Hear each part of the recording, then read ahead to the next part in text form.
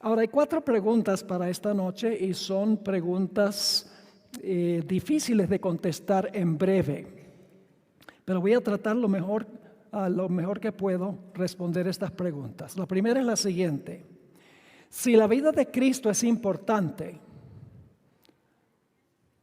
como lo es su muerte y resurrección, ¿en qué tipo de carne ganó la victoria sobre el pecado? Es decir, si la vida perfecta de Jesús es tan importante como su muerte y resurrección, cuando Él vino y vivió entre nosotros, ¿con qué naturaleza vino a esta tierra? ¿Vino con la naturaleza humana caída como la nuestra? ¿O vino con la naturaleza humana no pecaminosa como tuvo Adán antes de su transgresión? Esa es la pregunta clave. Ahora, hay 2 posiciones en la iglesia adventista que son igualmente aceptables. Algunos creen de una manera, otros creen de otra manera. Un grupo cree que el pecado es algo que nosotros tenemos por dentro. La naturaleza humana, tener la naturaleza humana pecaminosa, es pecado. El otro concepto es que el pecado es cuando nosotros permitimos que la naturaleza pecaminosa se exprese en acciones, pensamientos y acciones pecaminosas. Y yo creo que la definición bíblica apoya la segunda posición, porque la Biblia dice que el pecado es transgresión de la ley. Es decir, cuando una persona cede al jalón de la naturaleza pecaminosa y peca, esa persona es pecaminosa. El hecho de tener una naturaleza pecaminosa que se inclina a pecar no significa que la persona ha pecado. ¿Qué naturaleza tomó Jesús? Jesús no tomó la naturaleza de Adán antes de la transgresión, ni tampoco inmediatamente después de su transgresión. Hay una tercera opción. Y la tercera opción es que Jesús tomó la naturaleza de Adán después que Adán se convirtió. Es decir, después que Adán nació de nuevo después de haber pecado. Si Jesús hubiera venido con la naturaleza pecaminosa de Adán, no regenerada por el Espíritu Santo, no habría podido vencer el pecado. Es decir, Jesús comenzó en su nacimiento a donde nosotros comenzamos en el nuevo nacimiento.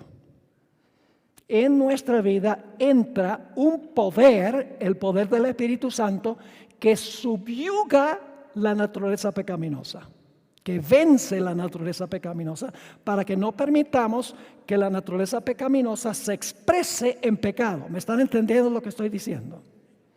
Así que Jesús no vino con la naturaleza de Adán, humana de Adán, antes de la transgresión, ni inmediatamente después de la transgresión, sino con la naturaleza humana pecaminosa, pero regenerada por el Espíritu Santo. Así, y déjenme decirles que hay 2 posiciones, claramente. Hace unos años me pidieron, el Centro de Investigación Bíblica de la Conferencia General, me pidió que diera un tema sobre esto en Medellín. Ahí reunieron a todos los administradores del país, reunieron a los alumnos de teología, reunieron a todos los pastores de Colombia, había como 600 reunidos allí. Y yo presenté el punto de vista que Jesús tomó la naturaleza de Adán después de la transgresión regenerada.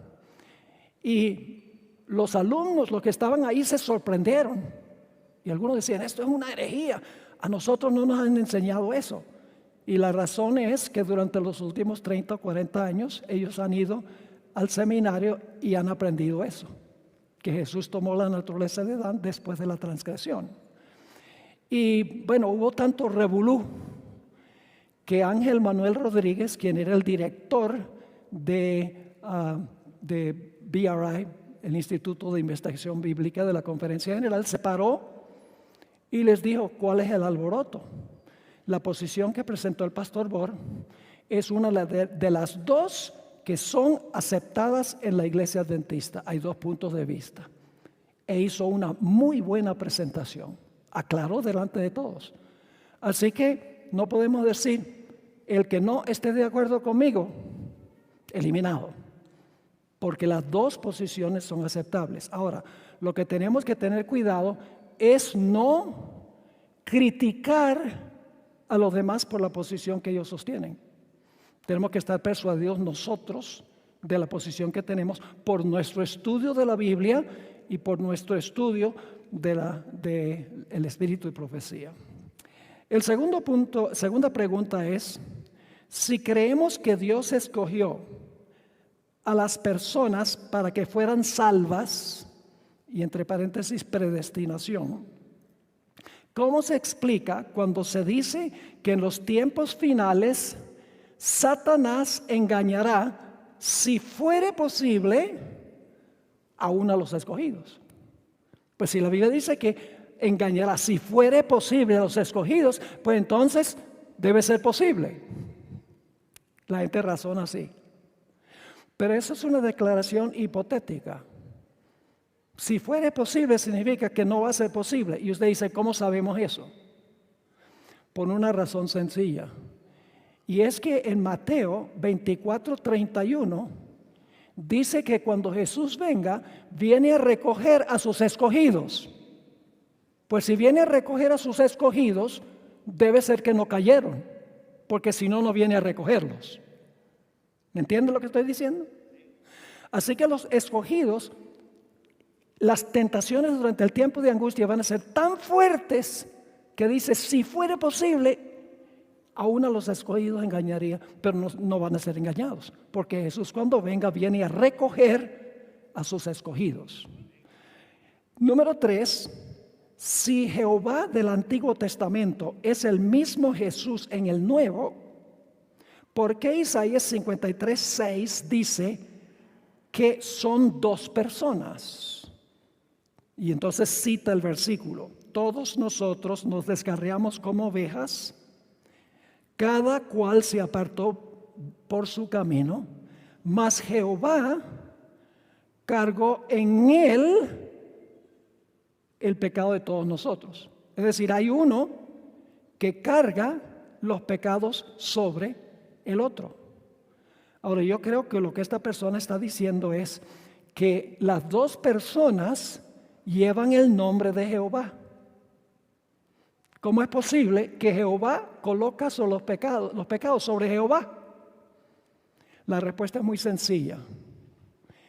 En la fórmula bautismal, cuando nosotros bautizamos a una persona, no bautizamos a esa persona en los nombres del Padre, del Hijo y del Espíritu Santo. Lo bautizamos en el nombre del Padre, el Hijo y el Espíritu Santo. Es decir, los tres tienen el mismo nombre. El Padre se llama Jehová, el Hijo es Jehová y el Espíritu Santo es Jehová. Tres personas con el mismo nombre. Y ustedes dicen, ¿cómo sabemos eso? Bueno, dice, Jehová cargó en Jesús los pecados de todos nosotros. Pero si ustedes van a Juan 8 y el versículo 58, Jesús una vez dijo, antes que Abraham fuese, yo soy. ¿De dónde viene eso?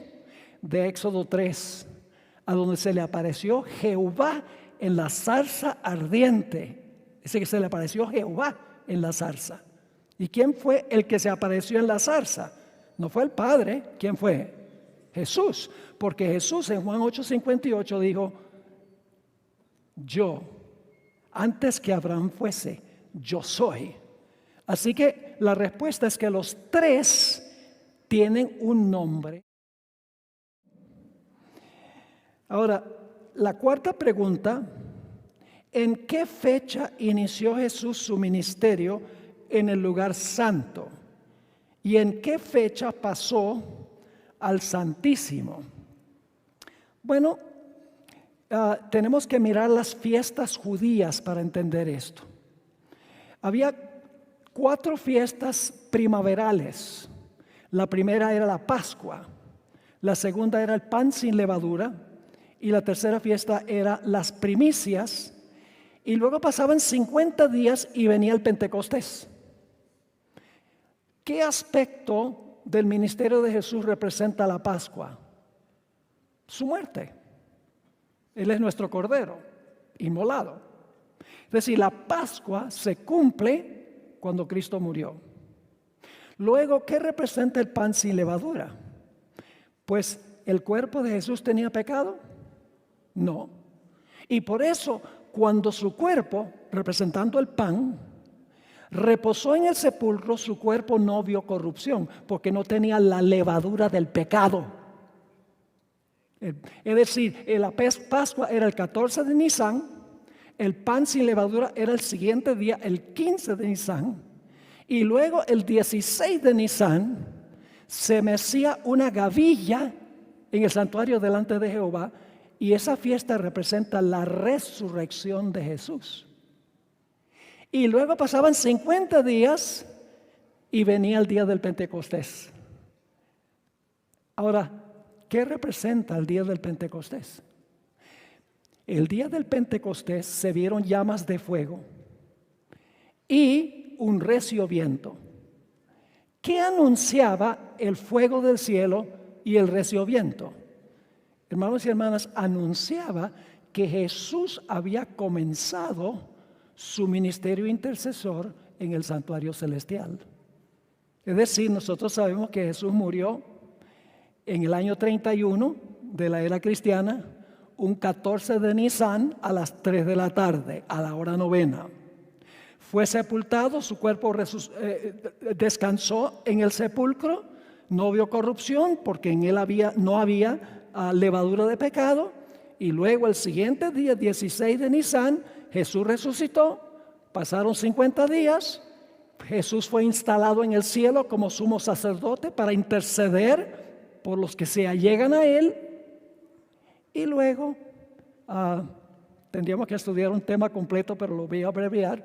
Luego, en 1844, el Señor Jesucristo pasó del lugar santo al lugar santísimo para comenzar la obra del juicio, para ver quién es un creyente genuino y quién es un creyente falso, para separar el trigo de la cizaña, los peces buenos de los peces malos, las vírgenes sabias de las vírgenes fatuas. Los que dicen Señor, Señor, pero en realidad no tienen una relación con Jesús. Jesús comenzó su ministerio de examinar los casos de todos los que han vivido, todos los que han profesado el nombre de Jesús. Y el juicio revelará quién en verdad recibió a Jesús como Salvador personal, y eso se demuestra por las obras de la persona. Somos salvos por gracia a través de la fe, pero seremos juzgados por obras. Porque las obras revelan si tenemos fe. Fe sin obras es muerta. ¿Te puede salvar una fe muerta? ¿Una fe muerta puede salvar? No. No somos salvos por fe sola, ni por obras solas, ni por una fe más obra, sino una fe que obra. Y si la fe no obra, no es fe. Y si ustedes miran Hebreos 11, van a encontrar que todos los héroes de la fe en el capítulo 11 no solo están creyendo algo, sino que están haciendo algo para demostrar su fe. Noé construyó el arca. Abraham salió. Abraham llevó a su hijo para sacrificarlo. Rahab escondió a los espías. Es decir, están demostrando su fe. Todos estos héroes por sus acciones. Las acciones demuestran si la persona en realidad confió en Jesús. Así que esas son las 4 preguntas. Excelentes preguntas han hecho. Y ahora vamos a tener una oración. Y entonces comenzamos nuestro estudio de esta noche. Padre Celestial, venimos ante tu trono con reverencia, con humildad, reconociendo que nuestro conocimiento es muy, muy limitado.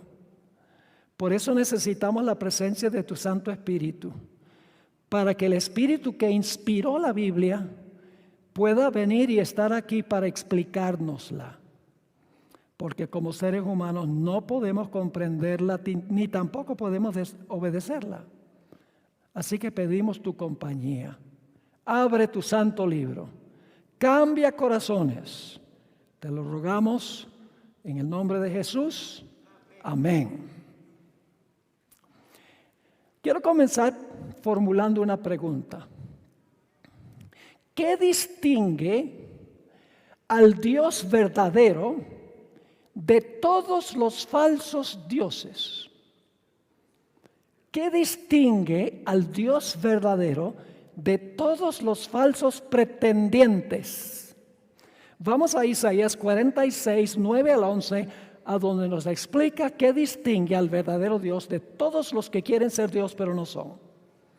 Isaías 46 y los versículos 9 hasta el versículo 11.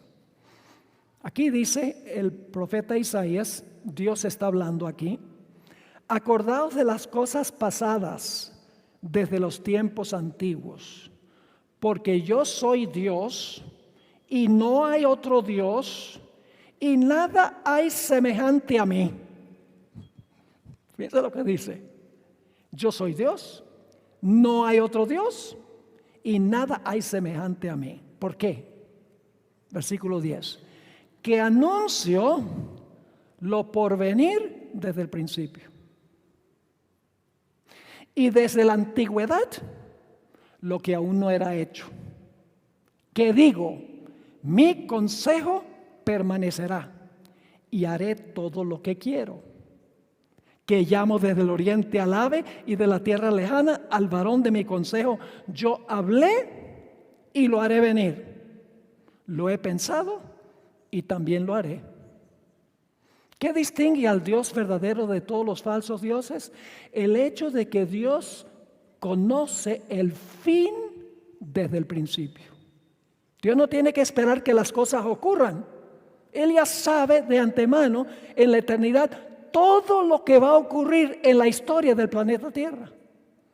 Eso es lo que lo distingue de todos los falsos pretendientes. Y como Dios ya conoce todo lo que va a pasar, la voluntad de Él se va a cumplir. No puede fracasar. Ahora, las profecías mesiánicas del Antiguo Testamento demarcaron el tiempo preciso en que iba a aparecer el Mesías. Las profecías decían exactamente cuándo el Mesías iba a venir a este mundo. Y ese Mesías no llegó ni un segundo temprano, ni un segundo tarde. Llegó precisamente a tiempo como Dios lo conocía desde los siglos de la eternidad. Ahora, ¿cómo sabemos que Jesús vino exactamente en la fecha que Dios tenía en su calendario desde la eternidad? Vamos a Gálatas 4:4. Gálatas 4 y el versículo 4. Pero cuando vino el cumplimiento del tiempo, ¿tenía que cumplirse un tiempo? ¿Sí o no? Sí. Cuando vino el cumplimiento del tiempo, Dios envió a su Hijo, nacido de mujer y nacido bajo la ley. ¿El Mesías iba a llegar cuando se cumpliera el tiempo? Sí. Ahora, alguien podría decir: pastor, ¿cómo sabemos que la expresión cumplimiento del tiempo se refiere a una fecha exacta? ¿Cómo sabemos eso? Que Dios ya tenía una fecha en su calendario eterno de cuándo el Mesías iba a nacer. Lo sabemos por otro texto que usa una expresión muy similar. Marcos 1, 14 y 15. Y antes de leer esos versículos, quiero mencionarles el contexto. Jesús acaba de ser bautizado. Juan el Bautista lo bautizó. Comenzó su ministerio.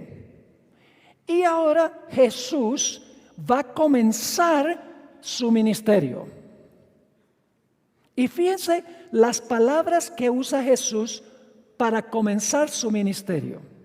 Dice allí en Marcos 1, 14 y 15: después que Juan fue encarcelado, Jesús vino a Galilea, predicando el evangelio del reino de Dios.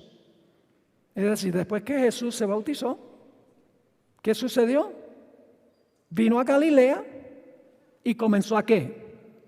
A predicar. el evangelio del reino de Dios. Y noten lo que dice el versículo 15, diciendo, el tiempo se ha cumplido. Muy parecido a cuando vino el cumplimiento del tiempo, ¿verdad? El tiempo se ha cumplido y el reino de Dios se ha acercado. Arrepentíos y creed en el evangelio. Ahora, ¿qué quiso decir Jesús? El tiempo se ha cumplido. ¿Cuál tiempo se ha cumplido? Es la pregunta clave. Jesús se estaba refiriendo a la profecía de las 70 semanas, que comienza en el año 457 antes de Cristo, cuando se dio el decreto para restaurar y edificar a Jerusalén después del cautiverio babilónico. Y 70 semanas no son de días, sino 70 semanas de años. Cada día equivale a un año. Iban a pasar 69 de las 70 semanas. Y cuando terminara la semana número 69, cuando estaba a punto de comenzar la semana número 70, iba a aparecer el ungido o el Mesías. Es más, la palabra Mesías significa ungido. Ahora yo pregunto, ¿cuándo fue ungido Jesús? Jesús fue ungido cuando fue bautizado. Cuando se bautizó, ¿qué vino del cielo? El Espíritu Santo como paloma, y se posó sobre él. Y en el libro de Hechos, el capítulo 10, dice que Jesús en su bautismo fue ungido. La caída del Espíritu Santo sobre él fue su ungimiento para su ministerio. Fue apartado para su ministerio. Entonces, cuando dice Jesús al comienzo de su ministerio, el tiempo se ha cumplido, ¿qué está diciendo? Se terminó la semana número 69 y aquí estoy. ¿Vamos bien? Yo pregunto, ¿tenía Dios en su calendario una fecha exacta para el nacimiento de Jesús? Pero aquí está el punto. Dios no reveló la fecha de su nacimiento. Tenía una fecha cuando vino el cumplimiento del tiempo, pero no nos reveló la fecha. No fue el 25 de diciembre. Imposible. Yo tengo un tema donde estudio Lucas 1. Ahí está varios detalles cronológicos que indican que Jesús no nació en diciembre, sino que nació en septiembre, créanlo o no. ¿Por qué la gente fijó el 25 de diciembre cuando Jesús no nació en esa fecha? Porque están adivinando cuándo Jesús nació.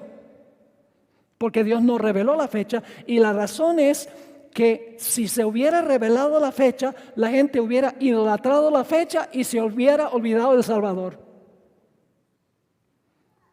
Así que yo les pregunto, ¿tenía Dios una fecha precisa y exacta para el nacimiento de Jesús?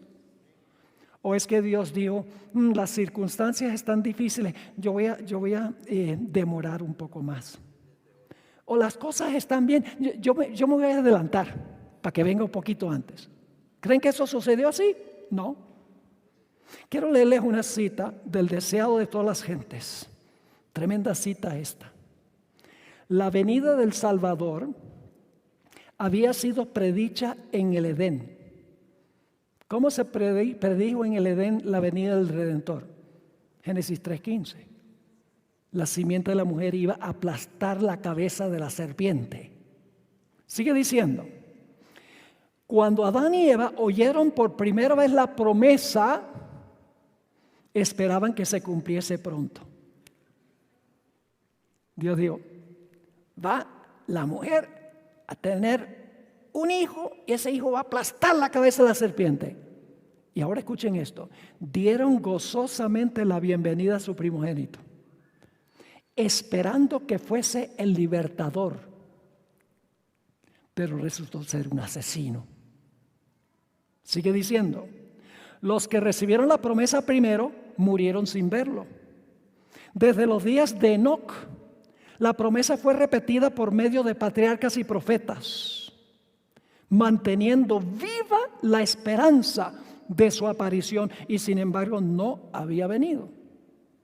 La profecía de Daniel, que yo me referí las 70 semanas, la profecía de Daniel revelaba el tiempo de su advenimiento, pero no todos interpretaban correctamente el pasaje. Transcurrió un siglo tras otro y las voces de los profetas cesaron. La mano del opresor, está hablando de Roma, la mano del opresor pesaba sobre Israel y muchos estaban listos para exclamar: se han prolongado los días y fracasa toda visión. Ahora escuchen la parte clave. Pero como las estrellas en la vasta órbita de su derrotero señalado, los propósitos de Dios no conocen premura ni demora. ¿Los propósitos de Dios qué? No conocen premura ni demora. No se adelanta ni se atrasa. Tiene una fecha en su calendario y eso es cuando sucede el evento. Ahora, para los seres humanos, la venida del Mesías se dilató, pero no para Dios. Nosotros a veces decimos: ay, el Señor Jesucristo se ha demorado mucho en venir. Para nosotros. Pero Dios tiene una fecha para la segunda venida. ¿Ustedes creen que Dios tiene una fecha para la segunda venida? Claro que sí.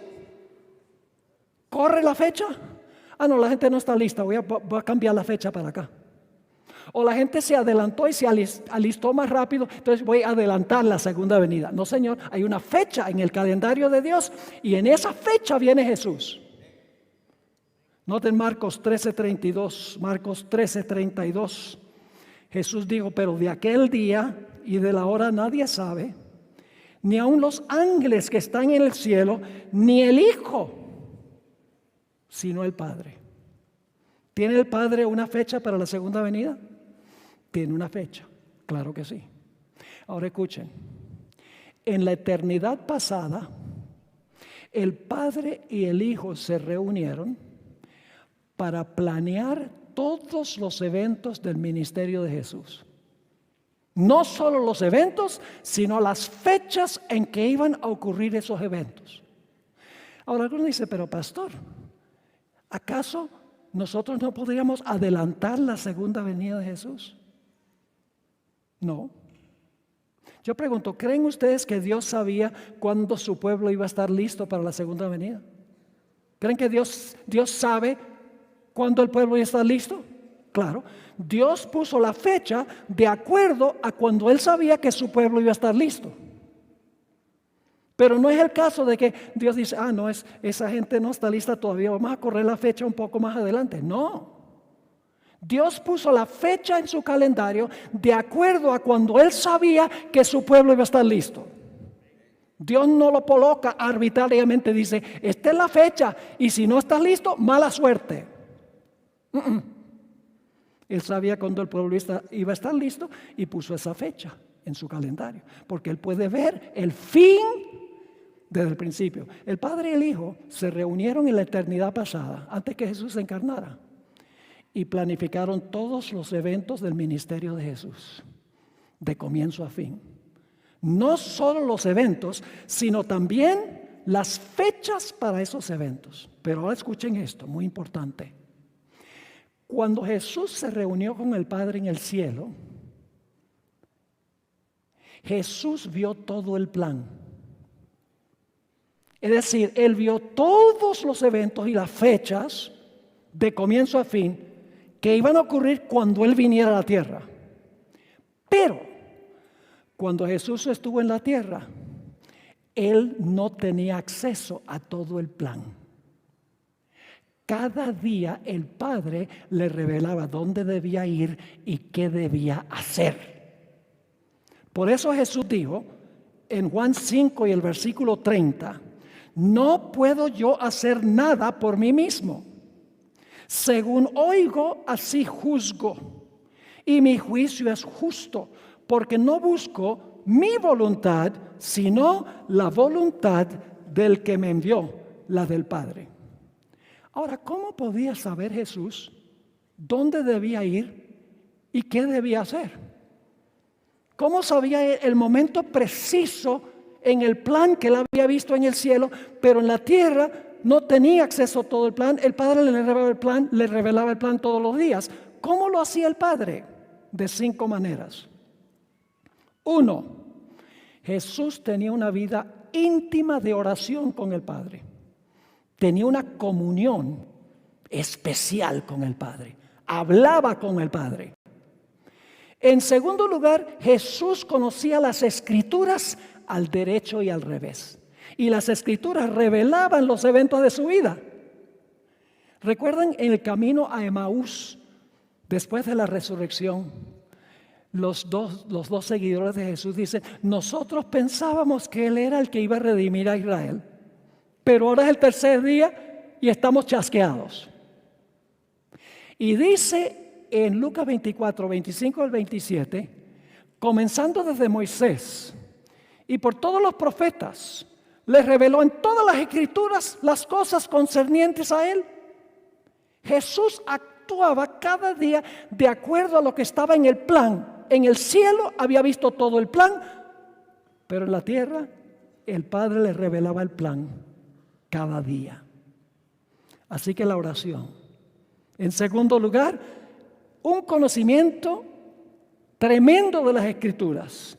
En tercer lugar, el Señor Jesucristo observaba cuidadosamente las ceremonias del templo, los sacrificios.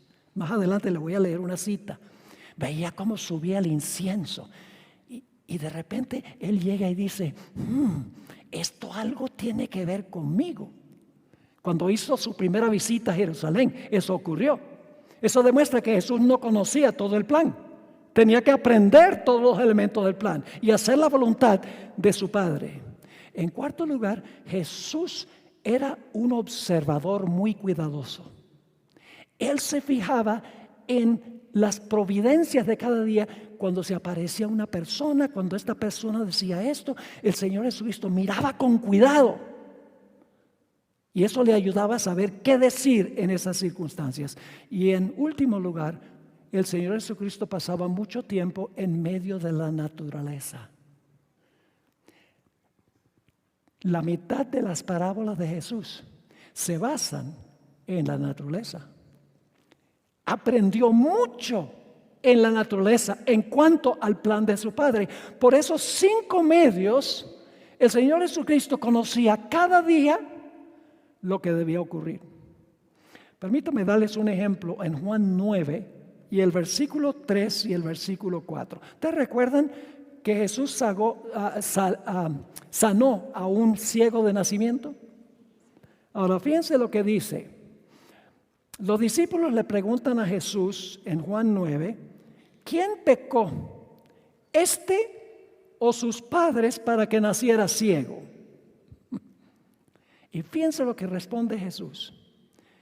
No es que pecó este ni sus padres, sino para que las obras de Dios se manifestasen en él. Jesús se encontró con el ciego con ese propósito. Tenía una cita para encontrarse con el ciego. Indudablemente el Padre le dijo: vas a ir y vas a sanar el ciego hoy, para mi gloria. Ahora, hay algo muy interesante. ¿Se han dado cuenta que Jesús varias veces durante su ministerio dijo: todavía no ha venido el tiempo? ¿Todavía no es mi hora? Vamos a notar en los evangelios las veces que Jesús dijo: no ha venido mi hora o no ha venido mi tiempo. ¿Y qué quiso decir Jesús con eso? Vayan conmigo a Juan el capítulo 2 y el versículo 4. Juan 2 y el versículo 4.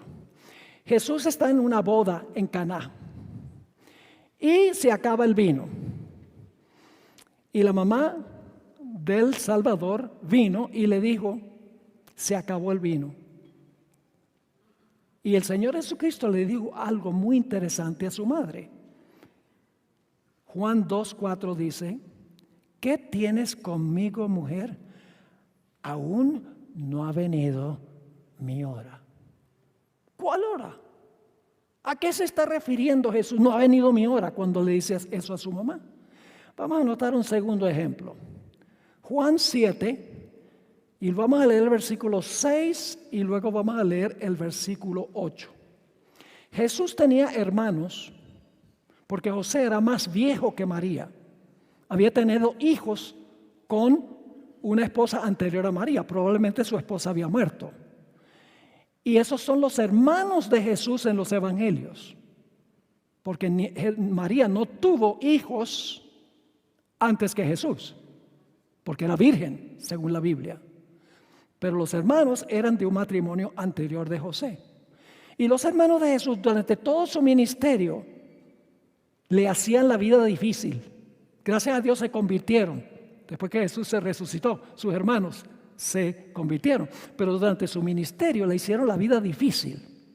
Y en cierta ocasión, según Juan 7 y el versículo 6, sus hermanos procuraron convencerlo que fuera a la fiesta de tabernáculos. Dice en el versículo 6, Jesús en respuesta a sus hermanos que dicen, ve a la fiesta de tabernáculos. Dice Jesús, mi tiempo aún no ha llegado. Pero vuestro tiempo está presto. Y luego noten el versículo 8. Subid vosotros a la fiesta, dice Jesús a sus hermanos. Ahora escuchen, yo no subo todavía a esa fiesta. Jesús fue a la fiesta, pero no cuando ellos le dijeron. ¿Por qué no fue Jesús a la fiesta cuando los hermanos le dijeron? Porque mi tiempo aún no se ha cumplido. Ahora, en ciertas ocasiones procuraron prender a Jesús, arrestar a Jesús durante su ministerio. En Juan el capítulo 7 y el versículo 30, quisieron prender a Jesús porque Jesús dijo a los judíos, ustedes no me conocen a mí ni conocen a mi Padre. Se enojaron cuando Jesús dijo eso y procuraron arrestarlo y no pudieron. ¿Por qué? Juan 7:30 dice, entonces procuraban prenderle, pero ninguno le echó mano, porque aún no había llegado su hora. Vamos a un ejemplo más. Juan 8, siguiente capítulo y el versículo 20. Aquí encontramos que nuevamente trataron de arrestar a Jesús, de prenderlo. Pero dice allí, estas palabras habló Jesús en el lugar de las ofrendas, enseñando en el templo, y nadie le prendió, porque aún no había llegado su hora. ¿Había una hora? ¿Jesús tenía una hora para que lo prendieran? ¿Dios tenía una hora en el calendario cuando finalmente iban a prender a Jesús? Sí, Señor. Ahora, vamos a Juan 11. Juan 11. Esto se va a volver más interesante todavía. Juan 11. Este capítulo relata la resurrección de Lázaro. Jesús era muy amigo de Lázaro y María y Marta. Cuando él quería escaparse de las muchedumbres, él se refugiaba allá y lo cuidaban, le daban una cama para dormir, lo alimentaban, lo amaban muchísimo y Jesús amaba a esa familia. Vamos a empezar en el versículo 5, Juan 11 y el versículo 5. Y amaba a Jesús, a Marta, a su hermana y a Lázaro. Pero ahora pasa algo raro. Cuando oyó pues que estaba enfermo, se quedó 2 días más en el lugar donde estaba. Óigame, si los amaba tanto, ¿por qué no se fue de inmediato para visitar a Lázaro? Resulta extraño que se demorara 2 días después que le dieron la noticia, cuando él sabía que Lázaro estaba gravemente enfermo, en cama de muerte. Sí, ¿por qué no fue en ese momento? Una razón. Elena White explica, y está en armonía, vamos a ver ahora en la Biblia, que tiene razón. Ella afirmó que si Jesús hubiera ido a la casa de Lázaro mientras estaba enfermo, lo hubiera curado. Porque Jesús era el gran sanador. Pero si Jesús lo hubiera sanado estando enfermo, hubiera sido como cualquiera de sus milagros, porque Él había sanado a muchos. No hubiera sido espectacular. Pero la resurrección de Lázaro tenía el propósito de demostrar que Jesús era el Mesías, el Hijo de Dios, porque pudo resucitar a un hombre que había estado muerto 4 días. Se reveló por ese milagro extraordinario que Lázaro, que Jesús era el Mesías, el Hijo de Dios. Por eso Jesús no fue. En el Deseo de todas las gentes, página 486, dice lo siguiente: si Cristo hubiese estado en la pieza del enfermo, Lázaro no habría muerto, porque Satanás no hubiera tenido poder sobre él. La muerte no podría haber lanzado su dardo contra Lázaro en presencia del dador de la vida. Por lo tanto, Cristo permaneció lejos. Si le hubiese devuelto la salud cuando estaba enfermo, el milagro que llegó a ser la evidencia más positiva de su carácter divino no se habría realizado. Si Jesús hubiera adelantado, no hubiera estado siguiendo el plan del Padre, hecho desde la eternidad. Después de 2 días, Jesús le dice a los discípulos: volvamos a Judea. Vamos a leer Juan 11, 7 y 8. Juan 11, 7 y 8. Han pasado 2 días. Lázaro probablemente está muerto para este tiempo. Los discípulos están perplejos. Dice: ama tanto a Lázaro y aquí nos quedamos 2 días. Pero ahora la cosa se va a complicar más. Porque dice en Juan 11, versículos 7 y 8: luego después de esto, dijo a los discípulos: vamos a Judea otra vez.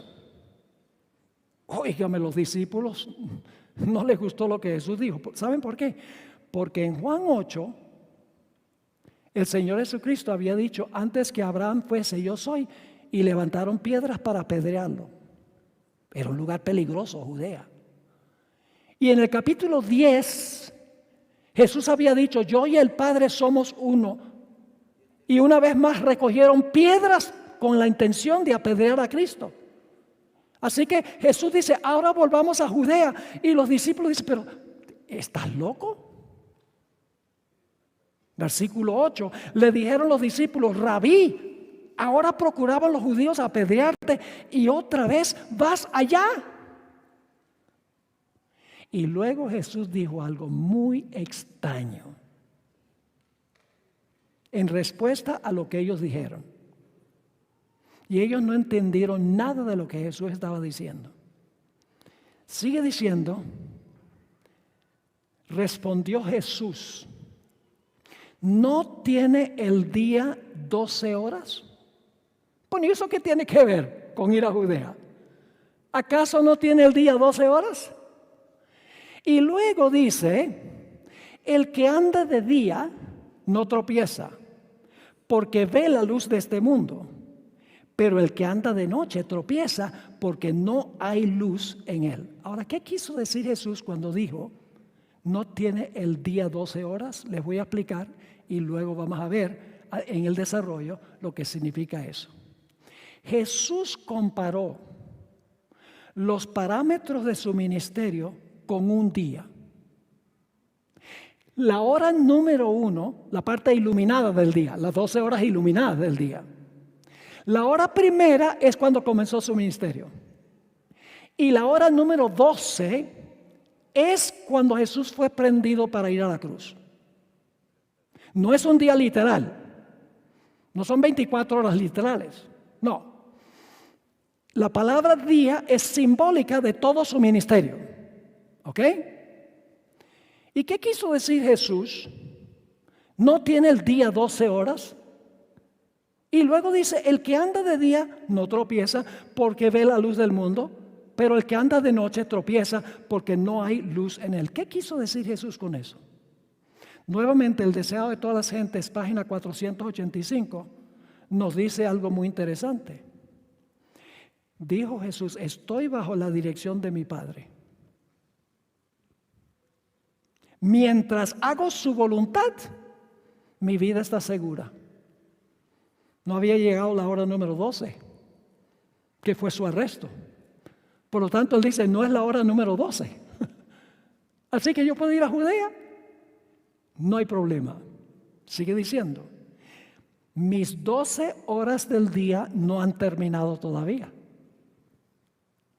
Ha empezado el último remanente de mi día, porque esto está pasando 6 meses antes de su muerte. Ya había ministrado 3 años.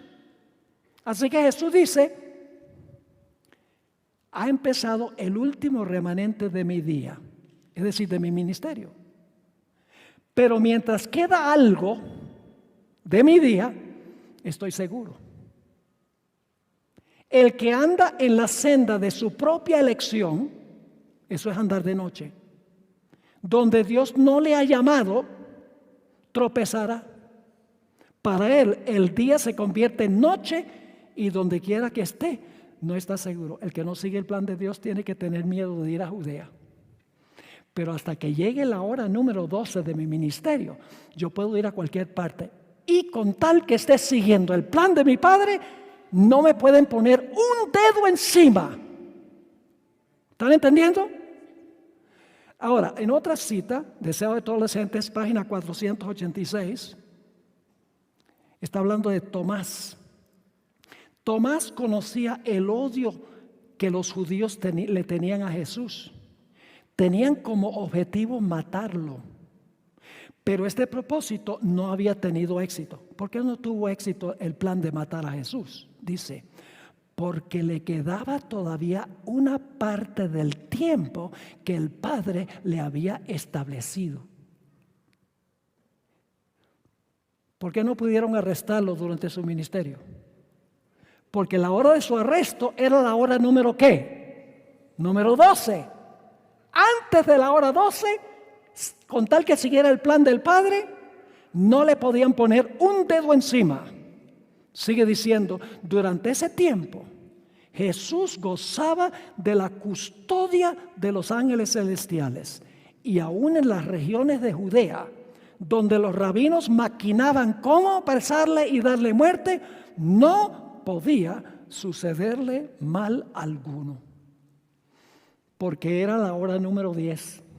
Faltaban 6 meses para terminar su ministerio. Y había seguido el plan de su padre. Por eso gozaba la protección de su padre, porque estaba andando de día. Andar de noche significa no seguir el plan. Ahora, hay otro texto. Pero antes de ir a ese texto, quiero leer Juan 11:16. Los discípulos no entendieron lo que quiso decir que no tiene el día 12 horas. Y por eso ahora Tomás dice, vamos con él para que con él también muramos. No entendía nada de lo que quiso decir Jesús. Ahora, hay otra historia que ilustra esta idea del día del ministerio de Jesús. Cuando termina el ministerio, ya es noche, simbólicamente hablando. Vaya conmigo a Juan 9 y el versículo 3 y 4. Juan 9 y el versículo 3 y el versículo 4. Aquí el Señor Jesucristo ha sanado a un ciego de nacimiento. Y dice Jesús algo muy raro. Me es necesario hacer las obras del que me envió, entre tanto que el día dura. ¿Cuál día? El periodo de su ministerio. Es necesario hacer las obras del que me envió, entre tanto que el día dura. Es decir, mientras mis día de 12 horas transcurre. Y luego dice, la noche viene cuando nadie puede trabajar. Es decir, cuando llega la noche, ya Jesús no puede hacer las obras del Padre porque terminó las obras de su Padre. Es decir, que cuando su día, la parte iluminada del día, mientras era la parte iluminada de su día, mientras estaba en su ministerio y andaba en los caminos del Padre, andaba en la luz del día. Pero cuando Jesús dijo, consumado es, está hablando a su Padre, le dice, terminé. Las obras para las cuales me enviaste, terminé. Ahí empieza la noche. Porque el Señor Jesucristo ahora es arrestado, muere y es sepultado. Terminó de desempeñar las obras del Padre. Sus 12 horas llegaron a su fin cuando fue arrestado. Por eso en Juan 4:34 Jesús les dijo, mi comida es hacer la voluntad de aquel que me envió y terminar su obra.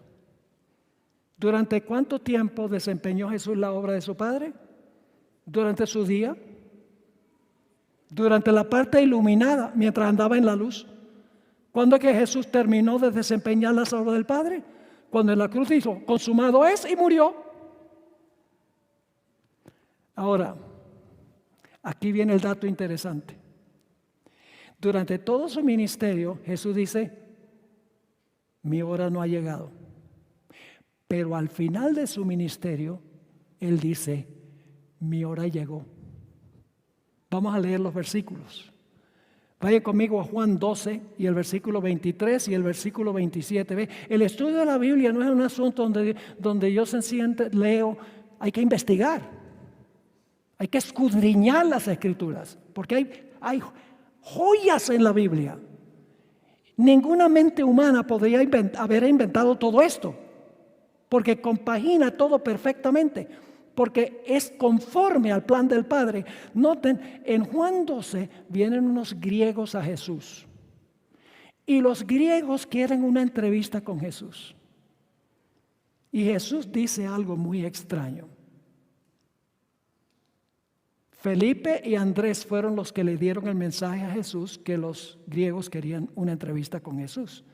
Jesús les respondió a Felipe y Andrés, ha llegado la hora. ¿Eso es diferente que antes? Esto es en la última semana de la vida de Jesús, cuando vienen los griegos. Ha llegado la hora para que el Hijo del Hombre sea glorificado. Y luego Jesús dice, ahora está turbada mi alma. ¿Por qué estaba turbada el alma de Jesús? Porque Él sabía que en poco tiempo iba a ir al Getsemaní y a la cruz. Ahora está turbada mi alma. ¿Y qué diré? Padre, sálvame de esta hora. Mas para esto he llegado a esta hora. Ahora es la hora. Juan 13 y el versículo 1. Esto es un jueves en la noche. Jesús iba a ser crucificado el siguiente día. Es la fiesta de la Pascua. Y dice allí, es la preparación para la Pascua. Antes de la fiesta de la Pascua, sabiendo Jesús que ¿qué? Que la hora número ¿qué? La hora número 12. Dice que su hora había llegado para que pasase de este mundo al Padre. Como había amado a los suyos que estaban en el mundo, los amó hasta el fin. Y en camino al Getsemaní, a donde sudó gotas de sangre, en su agonía, cuando clamó al Padre, si puede pasar esta copa de mí, hágase tu voluntad, pero no la mía. En camino al Getsemaní, antes de sufrir así, el Señor Jesucristo elevó esa linda oración de Juan 17, donde intercedió por su pueblo. Y fíjense lo que dijo Jesús a su Padre. Esto es un jueves en la noche. Está por llegar al Getsemaní, a donde lo van a arrestar. Y dice en Juan 17 y el versículo 1, estas cosas habló Jesús. Y levantando los ojos al cielo, dijo, Padre, la hora ha llegado. Glorifica a tu Hijo, para que también tu Hijo te glorifique a ti. Y luego Jesús llegó al Getsemaní y llegó la guardia del templo para arrestarlo. Noten lo que dice Mateo 26 y el versículo 45. Mateo 26 y el versículo 45. Dice, entonces vino a sus discípulos, esto ya es en el huerto, y les dijo, dormid ya y descansad. He aquí, ha llegado la hora. ¿Cuál hora? La número 12. Ha llegado la hora y el Hijo del Hombre es ¿qué? Entregado en manos de pecadores. ¿Ahora sí le podían poner la mano encima? ¿Lo podían arrestar? Sí. ¿Por qué? Porque había llegado la hora 12. Había caminado en la luz durante todo su ministerio. Y ahora la hora llegó. ¿Y saben ahora quién iba a imperar? En Lucas 22:53 dice: Jesús, habiendo estado con vosotros cada día en el templo, eso es cuando lo arrestan, le dice a los que lo arrestaron: habiendo estado con vosotros cada día en el templo, no extendisteis las manos contra mí. Y todo mi ministerio, yo estaba en el templo enseñando y ustedes nunca me arrestaron. Mas esta es vuestra hora y la potestad de las tinieblas. El día de luz había terminado cuando Jesús dijo: consumado es. Y ahora era el momento de los poderes de las tinieblas. Comenzó, en otras palabras, la noche. Ahora, algunos podrían preguntar: pastor, ¿por usted está diciendo que cada detalle del ministerio de Jesús, no solo en lo que respecta evento, sino el día y la hora exacta, ya estaba planeado desde la eternidad? Permítame leerles aquí del Deseado de todas las gentes, página 121. Aquí la escritora va a explicar lo que quiso decir Jesús cuando dijo: mi hora no ha llegado. Fíjense lo que dice. Las palabras aún no ha venido mi hora indican, ahora escuchen bien, cuando Jesús dijo no ha venido mi hora, indican que todo acto, ¿cuántos actos? Todo acto de la vida terrenal de Cristo se realizaba en cumplimiento del plan trazado desde la eternidad. ¿Cómo? Todo acto de la vida terrenal de Cristo se realizaba en cumplimiento del plan trazado desde la eternidad.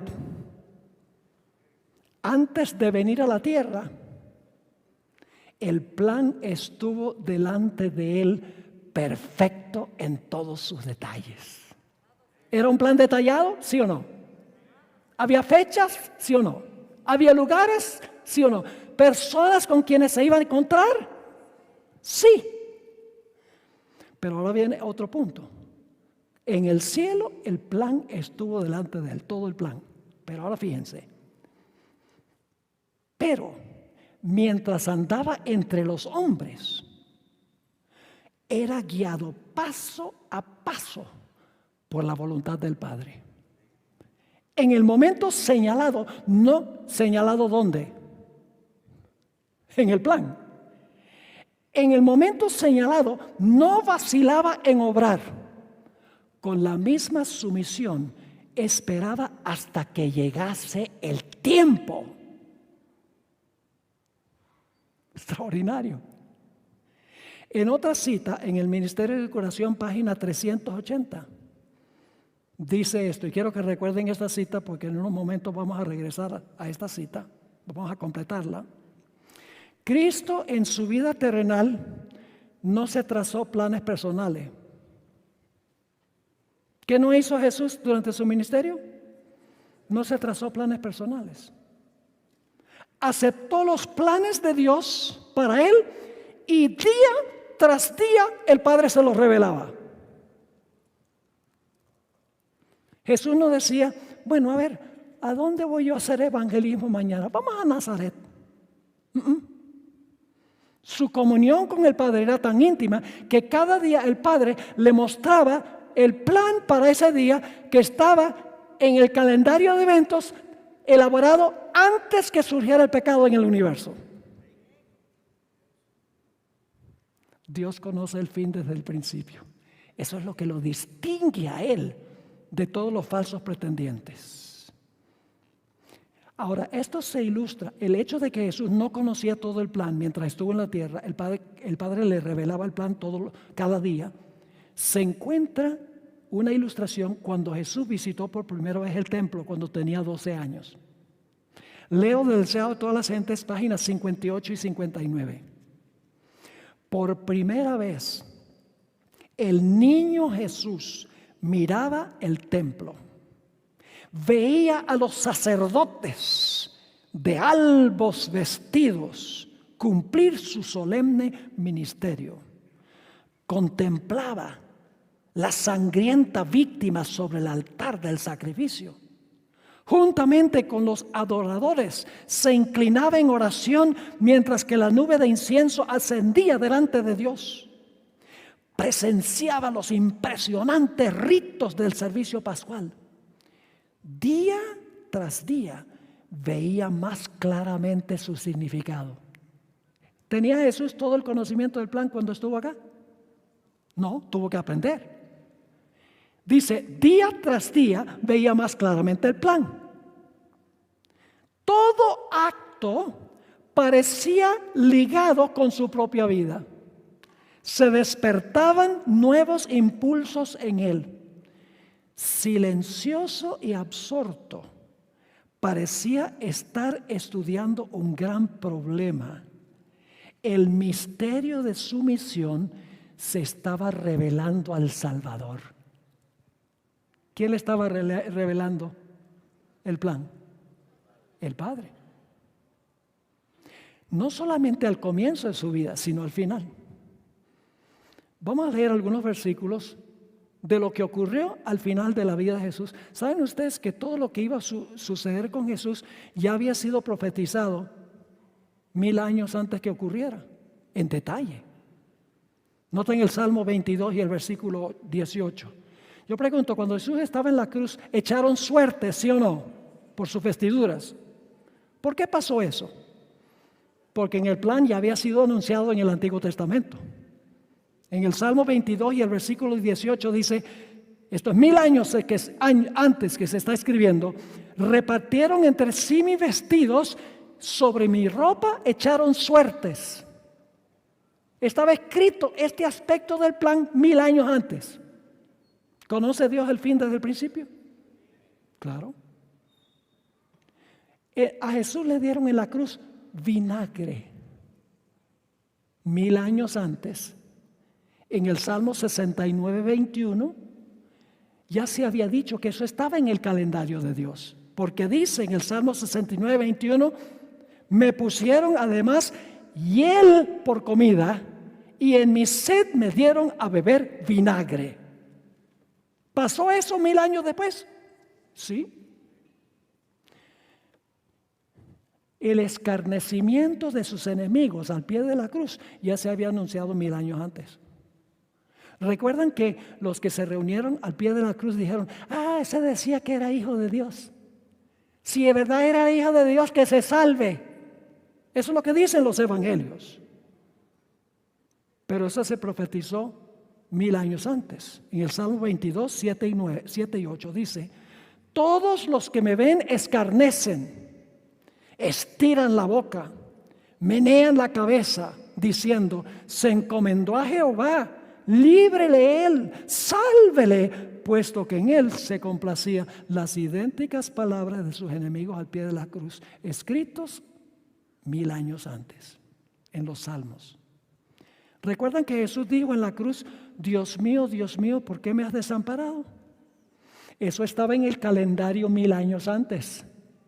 El Salmo 22 y el versículo 1 dice, Dios mío, ¿por qué me has desamparado? Y recuerdan que Jesús, sus últimas palabras fueron, Padre, en tus manos encomiendo mi espíritu. Eso también estaba en el calendario de Dios 1000 años antes. En el Salmo 31, versículo 5 dice, en tus manos encomiendo mi espíritu. El Padre tenía un plan.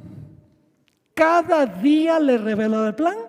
Jesús andaba en la luz cumpliendo la voluntad de su Padre exactamente como había sido elaborado en la eternidad.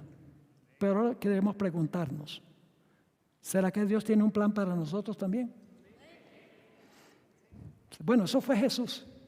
¿Será que Dios tiene un plan para nosotros también? Que nosotros podemos saber cuál es el plan a través de una vida intensa de oración, a través del estudio de su palabra, en tiempos tranquilos aprendiendo lecciones en la naturaleza y cuidadosamente observando los actos providenciales de cada día. Ahora les voy a completar la cita que les dije que debían recordar. Y voy a citar nuevamente la primera parte. Cristo en su vida terrenal no se trazó planes personales. Aceptó los planes de Dios para él y día tras día el Padre se los revelaba. Ahora escuchen.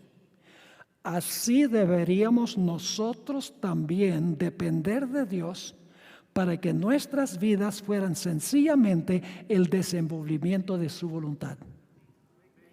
A medida que nos encomendamos, que le encomendamos nuestros caminos, Él dirigirá nuestros pasos. Así que dice Jesús, no se trazó planes personales y ella dice, así deberíamos nosotros también depender de Dios.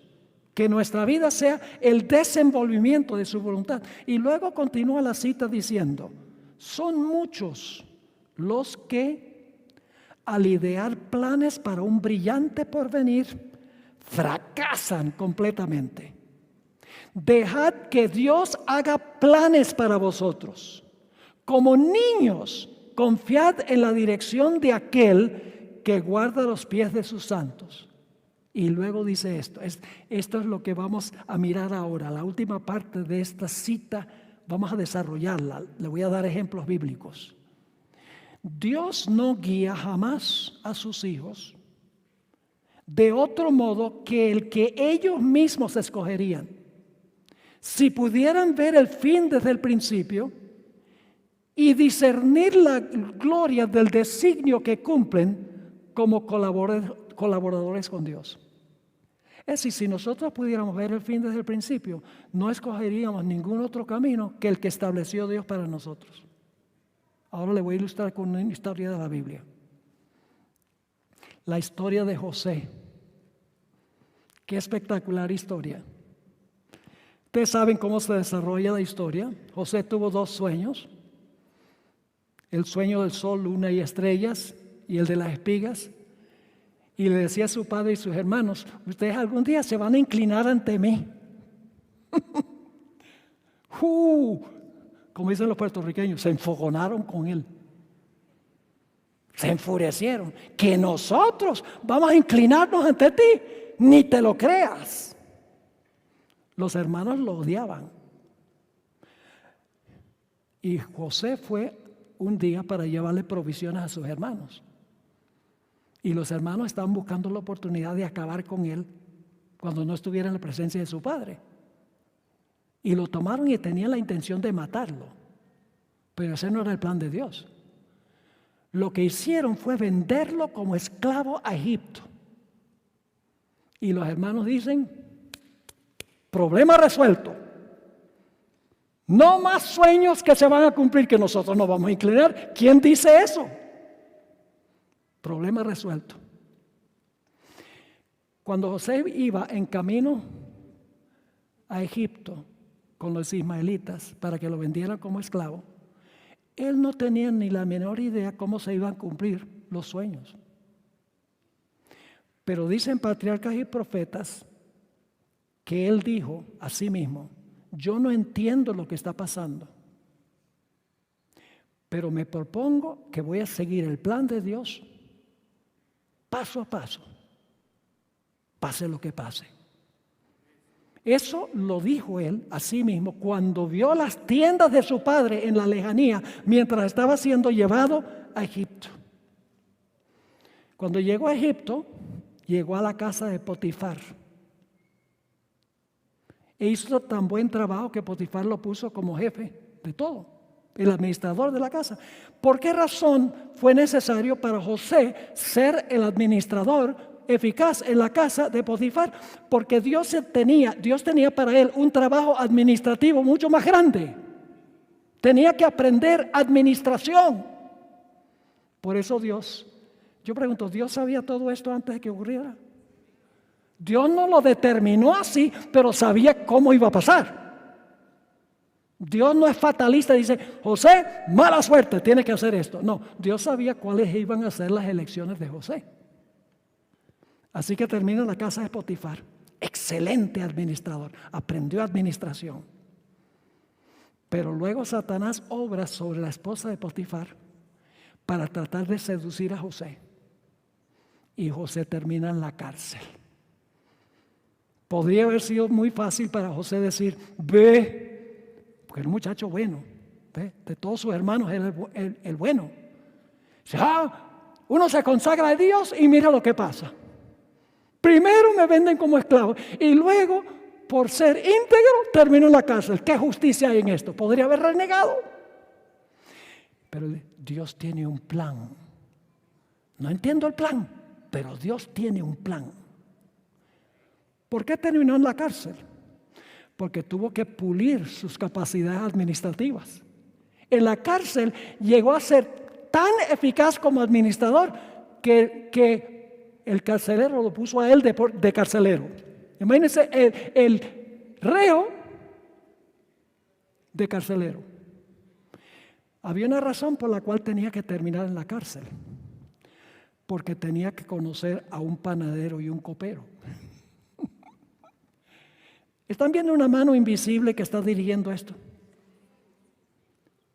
Y allí ustedes conocen la historia. En la cárcel, el panadero y el copero tuvieron sueños. Panadero en 3 días liquidado. Pero el copero en 3 días salió y llegó a ser otra vez el copero de Faraón. Y, dicho sea de paso, José les interpretó los sueños. Y José le dice al copero, acuérdate de mí. Dale una buena palabra en mi favor a Faraón. Y el ingrato se le olvidó 2 años. Porque no era tiempo. Había un momento cuando tenía que ocurrir. 2 años pasan. Y Dios le da 2 sueños a Faraón. Y básicamente los sueños están diciendo que va a haber 7 años de abundancia y 7 años de sequía. Faraón no entendió eso. El faraón mandó a llamar a todos los expertos y le dice, bueno, ¿qué significan esos sueños? No sabemos. Y entonces Dios le dice al copero, es el momento. Y el copero le dice a Faraón, ¿sabe que yo conocí a un jovencito en la cárcel? Tuve un sueño y el panadero tuvo un sueño y pasó exactamente como dijo José. Y Faraón dice, pues tráiganlo acá. Y José le interpretó los 2 sueños. Dios le dio la capacidad de interpretar los 2 sueños a Faraón. Y luego entonces, Faraón dice, alguien le dice a Faraón, bueno, ¿y quién sería capaz de administrar todos los productos de Egipto para todo el mundo? ¿Quién tiene esta capacidad? Y Faraón dice, ¿quién más que José? Y de un esclavo llegó a ser el primer ministro de Egipto. ¿Ven la mano de Dios obrando? José dijo, yo no entiendo, pero ahí voy. Yo pregunto, ¿ustedes creen que José hubiera escogido otro camino que ese? Si hubiera podido ver el fin desde el principio. No. Mirando hacia atrás, él le dice al Señor, gracias Señor por hacerlo a tu manera. Ahora, la historia no termina allí. Administra los productos de Egipto y 2 años después que empieza la sequía, su padre y sus hermanos empiezan a sufrir hambre. Y sus hermanos tienen que ir a Egipto para buscar provisiones. Y llegan a Egipto y cuando entran a la presencia de José,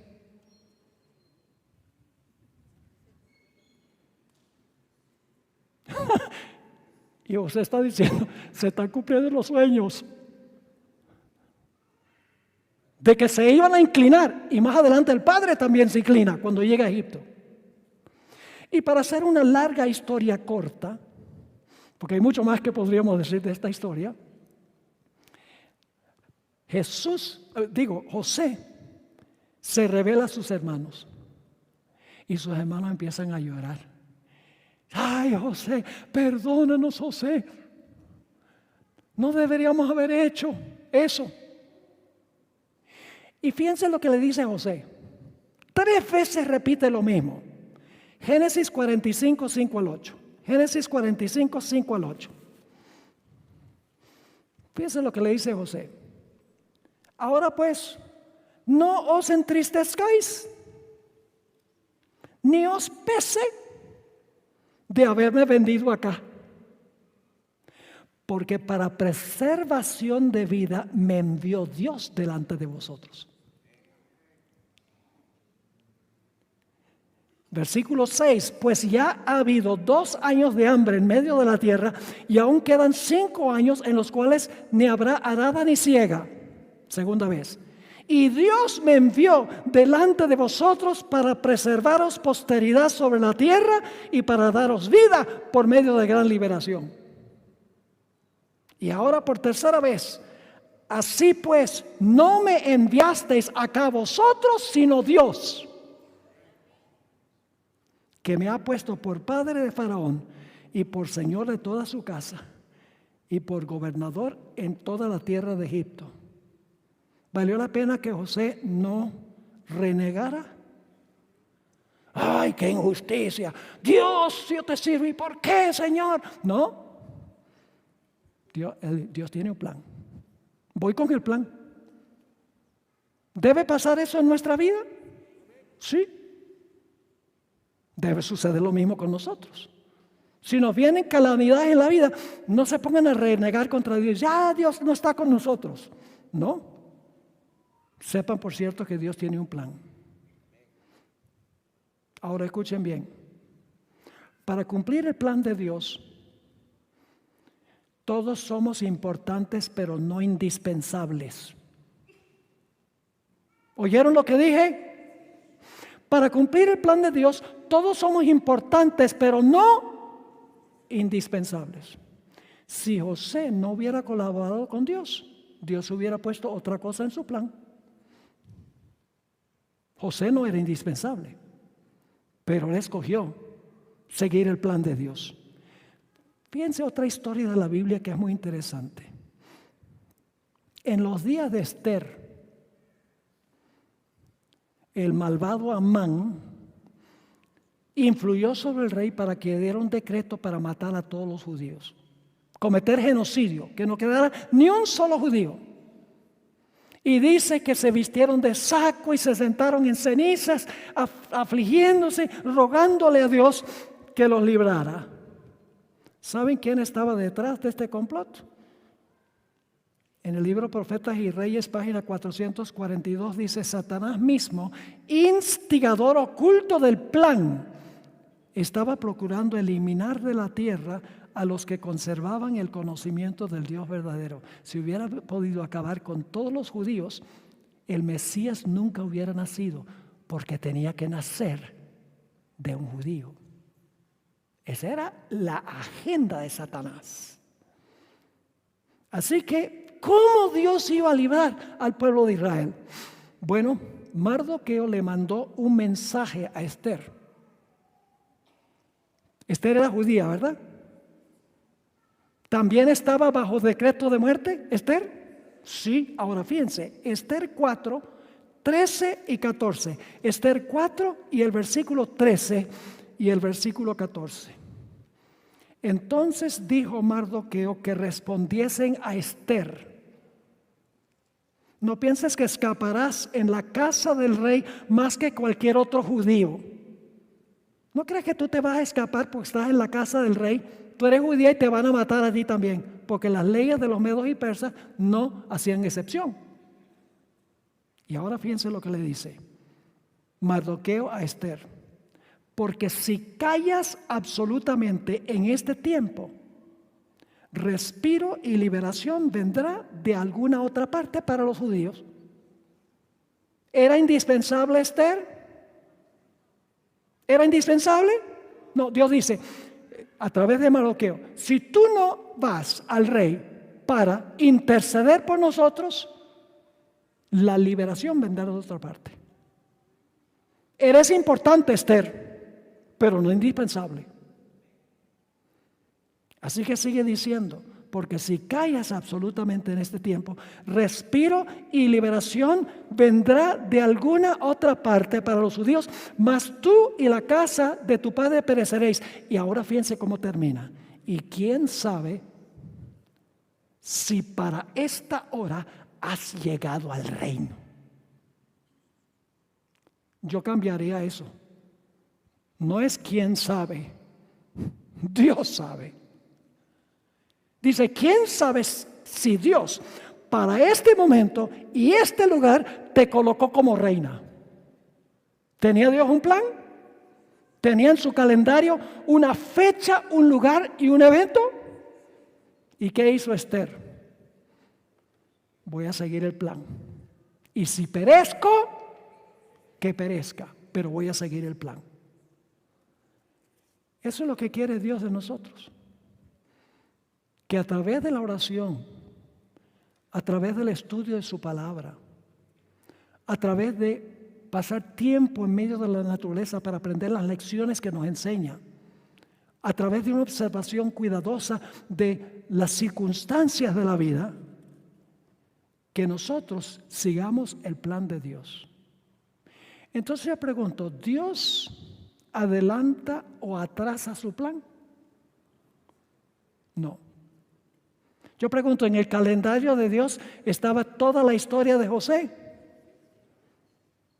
¿Dios lo determinó así o sabía que iba a ser así? No lo determinó, no obligó. Sabía que lo que iba a pasar. ¿Tenía Dios en su plan lo que iba a pasar en los días de Esther? Sí. Ahora, ¿qué tal si Dios hubiera sabido que Esther no iba a cooperar? Entonces Dios hubiera puesto la liberación de otra manera en su plan. ¿Están entendiendo esto? La presencia de Dios.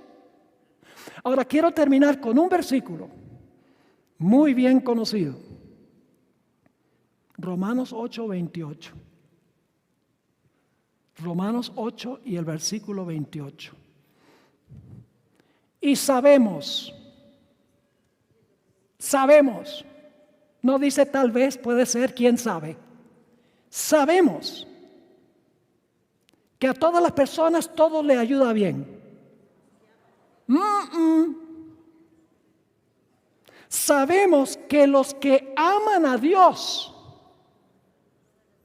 todas las cosas menos las malas nos ayudan a bien. ¿No? Sabemos que a los que aman a Dios, todas las cosas les ayudan a bien. Ahora escuchen esto. Es decir, a los que conforme a su propósito son llamados. Dios llamó a Esther y cumplió su propósito. Dios llamó a José y cumplió su propósito. ¿Por qué? Porque amaban a Dios. Yo pregunto, ¿sabía Dios que todos íbamos a estar aquí esta noche? ¿Dios sabía que íbamos a estar aquí? Claro que lo sabía. Él sabía exactamente quién iba a estar en cada silla.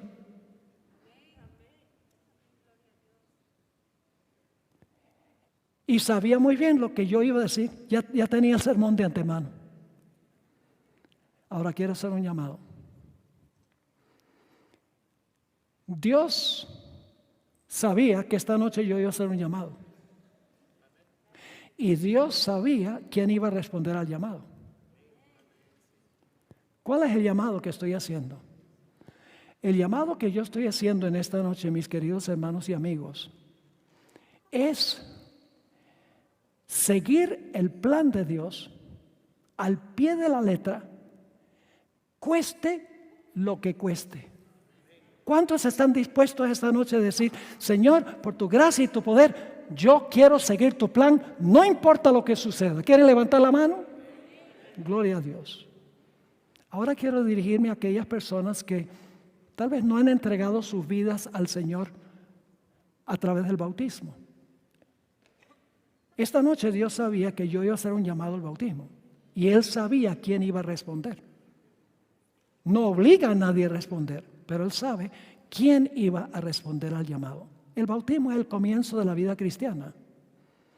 Cuando somos sepultados en el agua, resucitamos a novedad de vida, estamos siguiendo el plan de Dios. Yo quiero preguntar esta noche, como he preguntado de antemano, si hay alguien aquí que todavía no ha recibido a Jesús como su Salvador personal para cumplir su plan y le gustaría decir a Jesús: Señor Jesús, yo te acepto como mi Salvador personal, yo te recibo en mi vida y quiero seguir tu plan al pie de la letra. Quiero tomar esa decisión en esta noche. ¿Hay alguien aquí que quiere decirle eso al Señor Jesús levantando la mano? Hay varias manos. Pónganse de pie para que yo los pueda ver. Veo algunas manos. Gloria a Dios, el Señor te bendiga. Dios sabía quiénes iban a responder al llamado que Él está haciendo en esta noche. Yo voy a pedirle a estas personas que vengan aquí al frente. Siempre les pido que vengan al frente. Nuestro testimonio debe ser público. No debemos tener vergüenza de pararnos y confesar abiertamente que vamos a seguir al Señor. Vengan los que han levantado la mano. Vengan, yo voy a tener una oración para ustedes para que el Señor cumpla su voluntad conforme a su propósito. Tenemos aquí un alma preciosa, el Señor le bendiga. Que también vi a alguien en este lado. Por favor, acérquese. No demoren. Este es un gran privilegio que nos concede Jesús, este llamado. No es una obligación, es un privilegio. Gloria a Dios. También los niños. El Señor dijo: dejad que los niños vengan a mí. Nos dan ejemplo, ¿verdad que sí? Nos dan ejemplo. Los niños no se ponen a pensar: pero muchas trabas, ¿qué va a decir la familia? No sé si voy a poder caminar en el Señor. No, los niños oyen la voz del Señor y responden. Y nosotros debemos ser como niños, según dijo el Señor Jesucristo. ¿Alguien más? Vamos a tener una oración por los que están respondiendo. Mira que tenemos esta niña. Todavía no está en la edad, pero ha tomado su decisión. Dios te bendiga, gloria a Dios. Yo sé que hay otros aquí en esta noche que deben responder al llamado. El Señor le bendiga.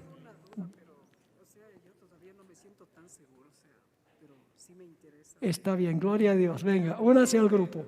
Después vamos a hablar juntos sobre las preguntas que usted tiene. De todas maneras, una persona no se bautiza sin tomar unas clases antes. Es decir, no se va a bautizar mañana ni pasado mañana. Tiene que estudiar, formular todas las preguntas y entonces, cuando esté lista, entonces viene el bautismo. Tiene la intención y el Señor le anotó esa intención. Gloria a Dios. ¿Alguien más? Gloria a Dios, el Señor te bendiga. Acuérdate de tu Creador en los días de tu juventud. ¿Hay otros jóvenes aquí que nunca han entregado su vida a Jesús, que quieren hacerlo esta noche? Gloria a Dios. Aquí viene otra niña. El Señor te bendiga, hija. Gloria a Dios. No quiero terminar el llamado sin que cada persona tenga su oportunidad. Gloria al Señor. El Señor le bendiga. Saben que la razón por la cual a veces demoramos los llamados, como les mencionaba, es porque el Espíritu Santo lucha con los corazones. Y a veces la gente se resiste y el Espíritu Santo sigue obrando y sigue diciendo: entrégate al Señor. Y eso es lo que está pasando ahora. El Señor te está diciéndote: entrégate al Señor. Da tu vida al Señor Jesucristo. Los que están viendo por YouTube, yo no los veo a ustedes, pero me han dicho que muchas personas han aceptado el llamado en los lugares donde están reunidos. Gloria a Dios por eso. En la eternidad los conoceremos y debemos orar por ellos. En unos pocos momentos vamos a elevar una oración al Señor. Se va a cerrar la reunión. Nos vamos a ir a nuestras casas. A veces decimos: bueno, yo lo hago mañana, lo hago después. Pero después le pertenece solo a Dios. Después no nos pertenece a nosotros. Gloria a Dios, el Señor te bendiga. Amén. Amén. Gloria al Señor. Bueno, vamos a elevar una oración al Señor por estas almas preciosas que han tomado su decisión. Si durante la oración alguien quiere venir al frente y unirse al grupo para que yo ore por usted, véngase durante el tiempo que estoy orando. Padre Celestial, gracias te damos por llamarnos de las tinieblas a tu luz admirable. Gracias porque aunque tú podrías hacer las cosas mucho mejor que nosotros, tú nos usas para cumplir tu voluntad. Gracias por incluirnos en tu plan, porque así crecemos espiritualmente. Te ruego por todos aquellos que levantaron la mano pidiendo que yo ore para que tu plan se cumpla en ellos. También en forma especial te doy gracias por este grupo que ha respondido no a mi voz, sino a tu llamado. Te ruego, Señor, que muy pronto, después de estar preparados, puedan sellar su pacto con Jesús a través del bautismo. Pero ya han aceptado a Jesús como su Salvador en este momento. Gracias, Padre, por tu bondad, tu amor, tu misericordia, tu longanimidad. No tenemos forma de agradecerte cuán maravilloso eres, pero acepta nuestra gratitud humilde de todas maneras. Te pedimos, Señor, que escuches esta oración. Si hay alguno más que no ha venido al frente, que lo haga antes de terminar los temas de esta semana. Te lo pedimos en el nombre precioso de Cristo, nuestro amante Salvador. Amén.